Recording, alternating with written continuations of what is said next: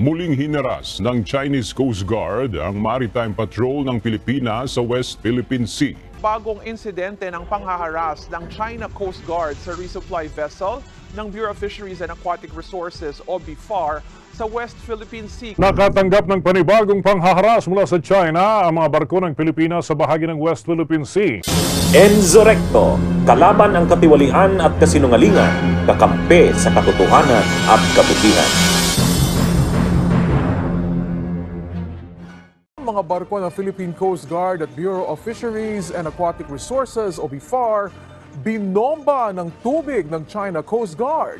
Ito ay habang nagsasagawa ng humanitarian mission sa Bajo de Masinloc. Mahigit 4 na oras nakipagpatintero ang barko ng Pilipinas na BRP Dato Bangkaw at ang BRP Bagakay sa mga barko ng China ng barko na ito na lumayo muna. Hindi pa tayo nakakapasok doon mismo sa loob ng Bajo de Masinloc. Yung estimated time natin kanina ay alas 10 ng umaga, pero natagalan yan dahil matagal na nakipaghabulan, matagal na hinaharang-harang yung dederetsohan ng ating barko. Sa ngayon ay ito na lamang yung barko na sumusunod sa atin, pero dito sa may port side ng barko ay meron pang Chinese militia vessel. Kanina alas 7 pa lamang ng umaga nang unang makatanggap ng radio challenge ang BRP Dato Bangkaw mula ito sa Chinese Coast Guard na may boat number 3105. Nung una ay nagtanong lamang ito kung ano ang intensyon ng barko ng Pilipinas sa karagatan na sakop ng China.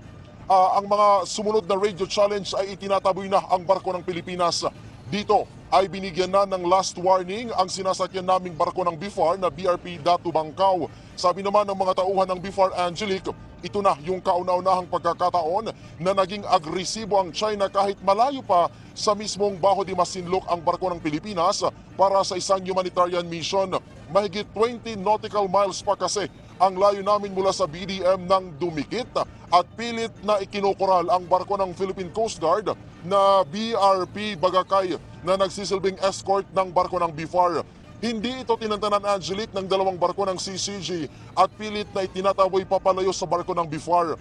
Hindi pa man sumisikat ang araw kanina nang sumulpot naman ng isang Chinese Coast Guard na may boat number 3105. Nasa 34 nautical miles pa ang layo ng sinasakyan naming BRP Dato Bangkaw ng BFAR na para sa isang resupply mission at maritime patrol dyan sa Bajo de Masinloc. Ilang minuto lang yung makalipas, nagsisulputan na rin yung iba pang barko ng CCG. Pero ang matindi, ang paglitaw ng People's Liberation Army Navy o PLAN na hindi lang simpleng barko ng China, kundi isang warship na may boat number 162. Kapansin-pansin din na hindi na tulad ng mga nakaraang misyon na sumisilip lang yung warship ng China kanina, hindi ito umalis sa lugar at kasama rin sa tila humaharang sa barko ng Pilipinas. Bate sa ating kalkulasyon ay umaabot sa 10 na water cannon ang ibinuga sa atin ng mga barko ng China at nasa 5 dyan yung direct hit. Paiba-ibang bahagi ng barko ng BRP Bangkaw yung kanilang tinitira. Una ay yung panel ng makina ng aming barko. Ang sinasabi ng mission commander dito, yun daw ay medyo delikado dahil pag napasok yun ng tubig ay masisira ang makina ng aming barko. Kung minsan ay tinitira din nila yung watawat mismo ng Pilipinas. Umabot yan ng ilang oras hanggang sa 2 barko na ng China ang direktang bumubuga sa amin ng water cannon. Makalipas ang ilang oras, hindi na lamang barko ng China ang gumigit-git sa amin at itong railing na ito na bahagi dito ay isa lamang ito sa tinamaan ng gumitgit itong China Coast Guard na ito na 3305. Bukod dyan, sumasali na rin sa pagbangga sa ating sinasakyan na barko ang isang Chinese militia vessel. Okay, so kamusta kayo? Kamusta ang mga nakasakay dyan sa barkong iyan? Saan kayo nagtago nang kayo ay binabayo ng tubig? Kamusta na kayo? Meron bang mga nasaktan? Saan kayo nagtago nung kayo'y winotter cannon? Sa tuwing nag-water cannon ay nagdi-declare ng Code Zebra ang barko nating sinasakyan. Yan ay isang hudyat para magtago na kami sa loob ng barko.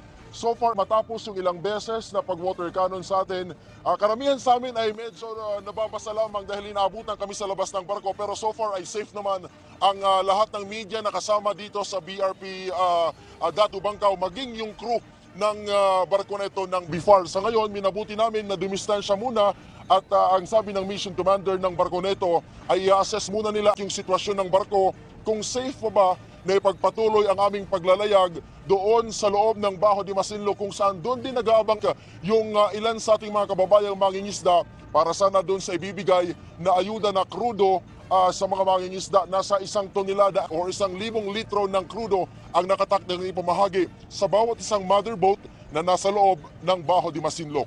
Yes, kung sakali mang ituloy ninyo ang inyong pagpunta sa Bajo de Masinloc, mga gaano katagal pa ang tatagalin? Mga ilang oras pa ba kayo? Kung narinig ko ng maayos yung tanong mo, no, alas 7 nung unang lumabas ang unang barko ng China, hanggang ngayon, nandito pa rin sila sa ating likuran at patuloy tayong sinusundan kahit papalayo na tayo ng Bajo de Masinloc.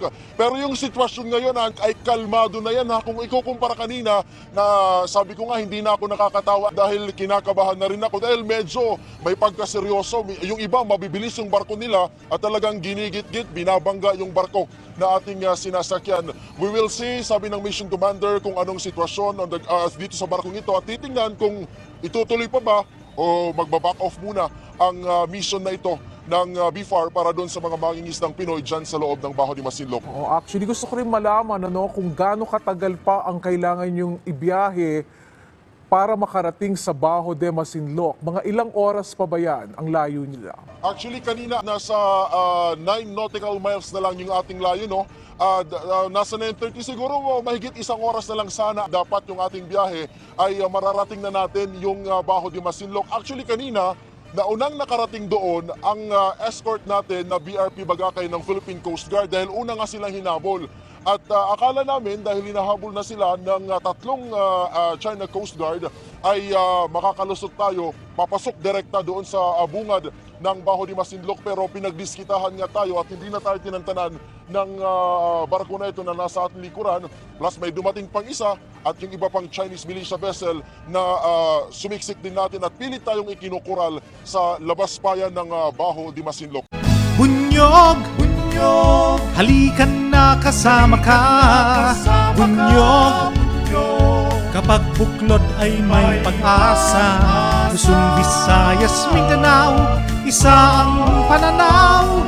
Sa bagong Pilipinas ang bunyog isisigaw. Bunyog, bunyog.